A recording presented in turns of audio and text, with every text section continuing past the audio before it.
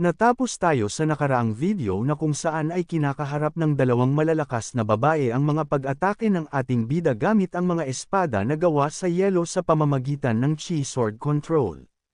Napapatanong naman ang Bloodblade Master na kung ano naman kaya ang ginagawa nito sa lugar na ito, dahil ayon sa kanilang plano, ay dapat na nasa loob lamang ito ng Heavenly Demonic Cult mamamalagi dahil sa pagkakaroon ng suspecha sa mga espiya na mula sa Imperial Palace, o hindi kaya ay naghahanda para sa paparating na Dano Festival.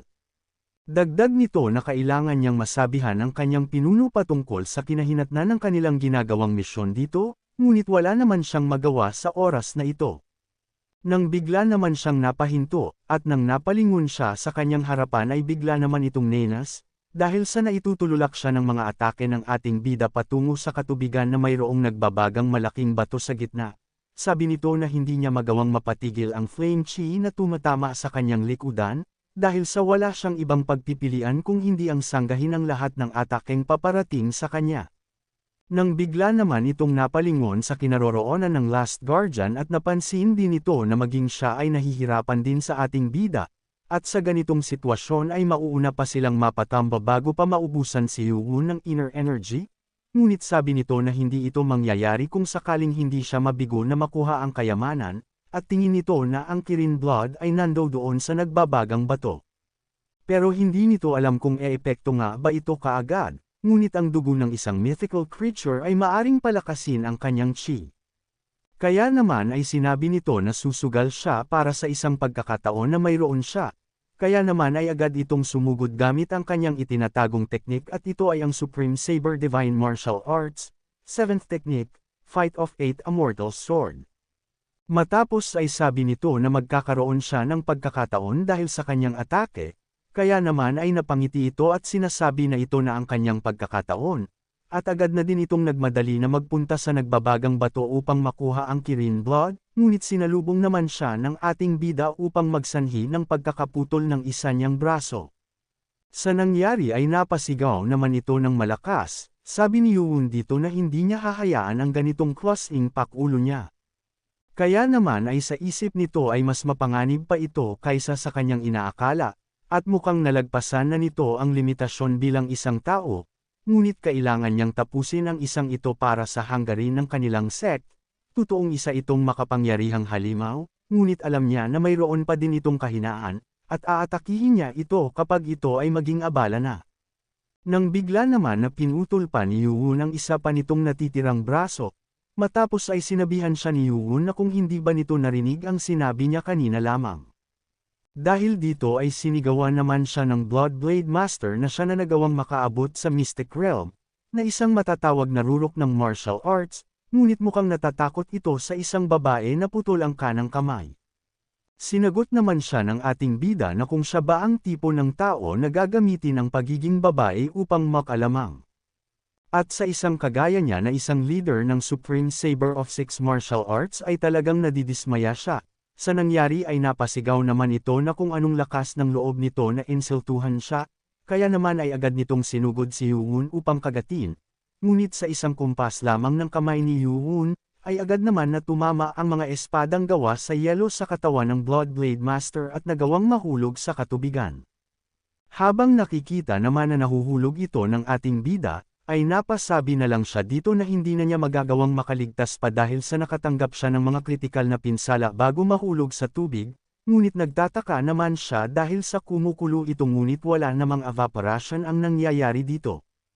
Nang bigla naman siyang napahinto dahil sa sinabi ng nanomachine na mayroon na lamang siyang 38% enerhiyang natitira, kaya naman ay napaisip siya na naabot na niya ang Mystic Realm ngunit ang Chi Sword Control sa pinakamatagal na paggamit dito ay nangangailangan ng malaking bilang ng inner energy, at mukhang kailangan na niyang labanan ito ngayon.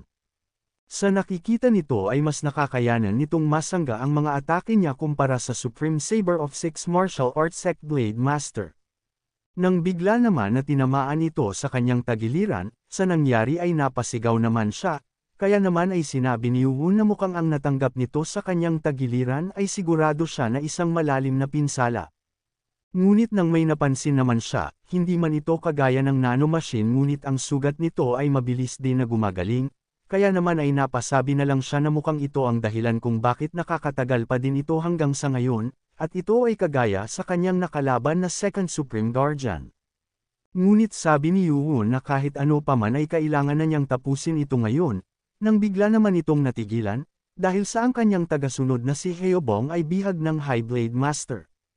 Naiinis naman ito sa nangyaring pagbagsak sa kanya ng mga malalaking bato kanina, at dahil sa pagbagsak nito sa kanya habang nagsasagawa siya ng pag-circulate ng kanyang chi sa kanyang katawan ay nagsanhi ito ng pagkapinsala ng kanyang kaliwang kamay at hindi na niya itong muli pa na magagamit.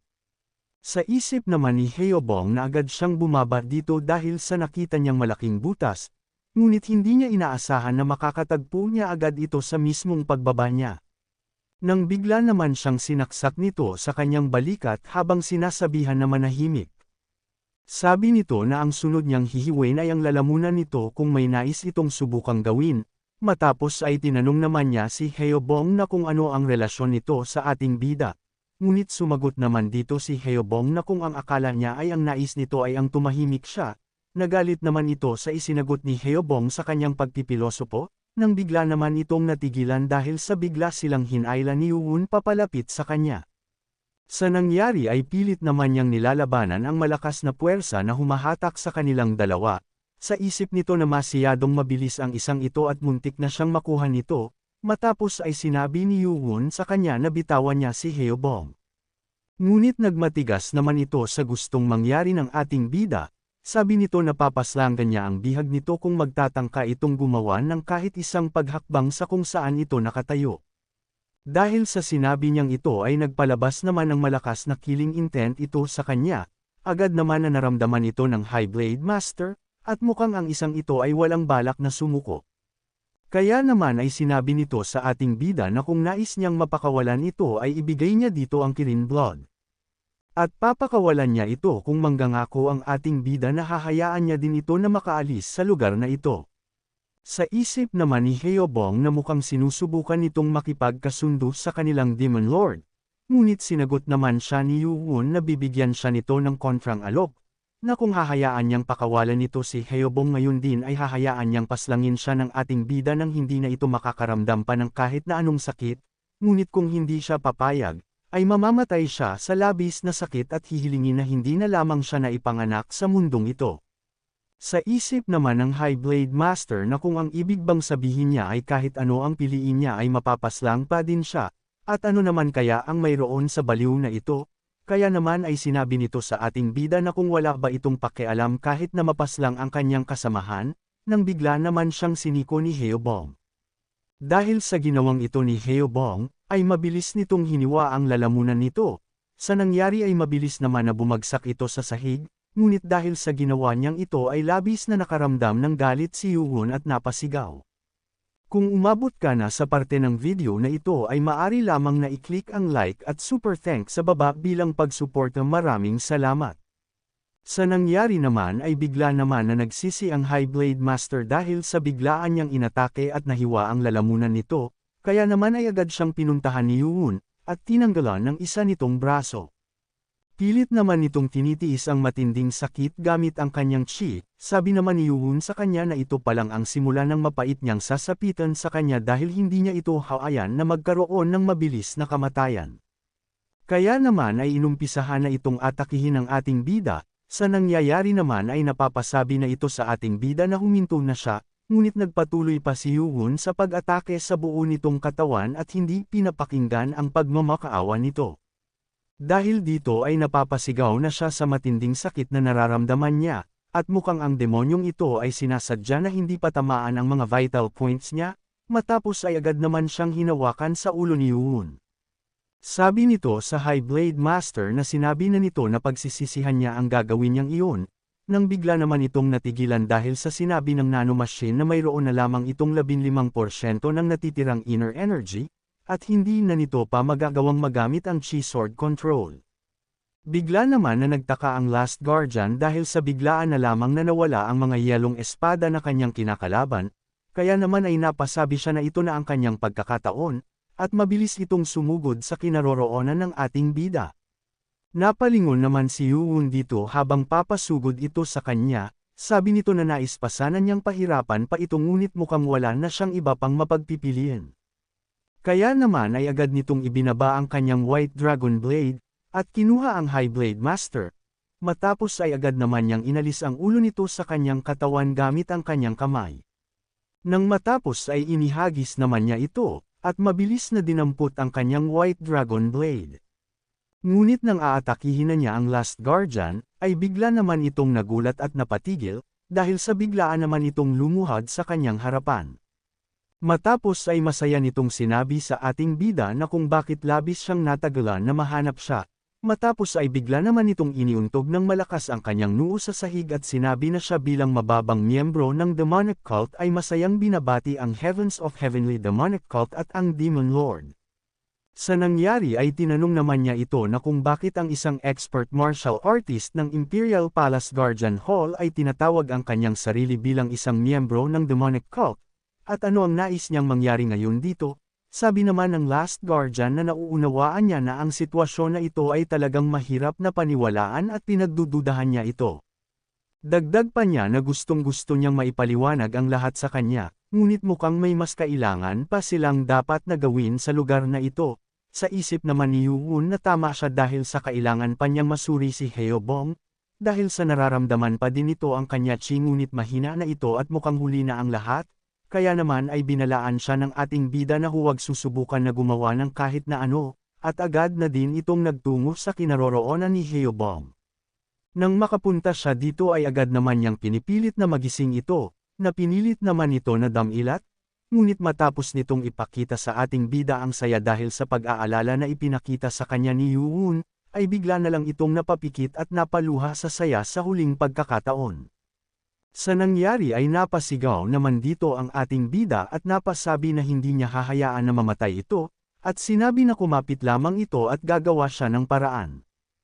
Kaya naman ay agad nitong inilagay ang kanyang daliri sa leeg ni Heobong, at sinabihan ng nanomachine na magmadali na i-scan ang lugar ng pinsala nito. Nang bigla naman itong nagpalabas ng malakas na killing intent dahil sa naramdaman nito ang paglapit ng Last Guardian sa kanila, kaya naman ay sinabihan niya ito na huwag nitong susubukan na lapitan siya, ngunit sabi nito na alam niya na nag-iingat ang ating bida sa kanya, ngunit dahil sa ang kasamahan niya sa Demonic Cult ay nasa bingit na ng kamatayan ay nais niya na tumulong. Kaya naman ay hiningi nito ang permiso ng ating bida na matignan ang katawan ni Heobong. Dahil dito ay tinanong naman niya ito na kung anong gagawin niya, ngunit sinabihan naman siya ng Last Guardian na kailangan nito ang tulong ni Yuun, na ipinagtataka naman niya. Kaya naman ay sabi ng Last Guardian na saka na niya ipapaliwanag kapag naihanda na niya at kinakailangan na nila na magmadali. Matapos ay agad naman na sumalok ng kaunting tubig ang Last Guardian gamit ang kanyang mga palad, at agad na bumalik sa kinaroroonan ng dalawa. Sa ginawa nito ay nagtanong naman ang ating bida na kung ano naman ang nasa kamay niya. Sumagot naman siya na ito ay ang diluted blood of Kirin, kaya naman ay hindi makapanwala si Yuun at napapatanong na kung totoo ba na ang tubig na ito ay ang Kirin blood.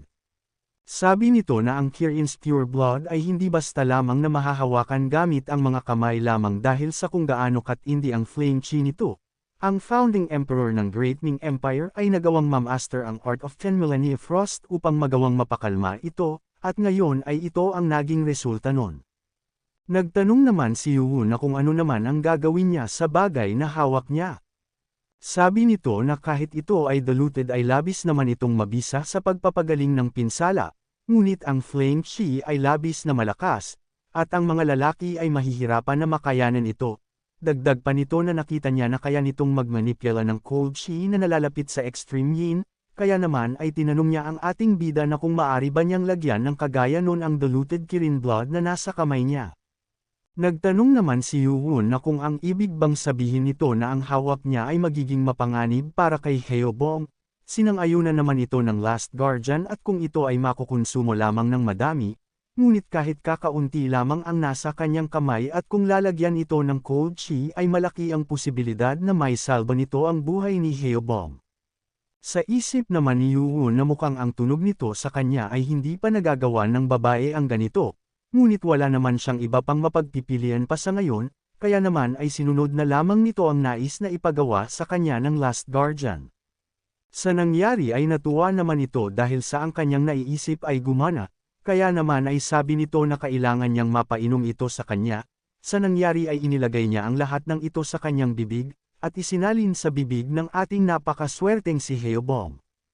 Nang may napansin naman kaagad dito si Yuwon, sabi nito na ang hiwa sa kanyang lalamunan ay mabilis na gumagaling, at labis na napakabisa nito kahit na isa lamang itong diluted Kirin blood. Nang bigla naman siyang ipinapalayo ng Last Guardian malapit kay Heobong, dahil sa ang flame chi nito sa kanyang katawan ay mabilis na kakalat, at kailangan niyang makontrol ito upang hindi makapinsala sa kanyang katawan. Namamangha naman si Yuwon dahil sa ang Kirin blood pala ay may kakayahan na magpagaling ng mga pagkakapinsala, nang bigla naman itong napalingon dito, at napapatanong na kung bakit siya nakakaramdam ng pagkabahala. Sa kailaliman naman ito ay nahulog ang katawan ng Bloodblade Master, ngunit may nangyayari namang kakaiba dito, at maya-maya pa ay bigla naman itong napadilat. Sa itaas naman ay nagpapatuloy sa ginagawa nilang pagkontrol sa paglabas ng flame chi sa katawan ni Heobong. Sabi nito na ang mga pinsala ng isang ito ay magaling na sa ngayon, at muli nang nanimbalik ang kulay ng muka nito at maging ang paghinga ay maayos na din. Ngunit nagtataka naman ito kung bakit walang kahit na anong nangyayari sa katawan niya, at mukhang ito ay dahil sa cold chi na nagagawang makontra ang flame chi.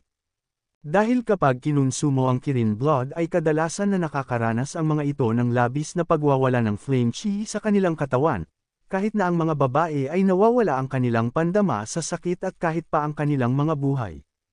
Sa nakalipas na 200 taon, ay lahat ng mga lalaki maliban sa isa na nakakonsumo ng Kirin blood ay nawalan ng kanilang mga buhay.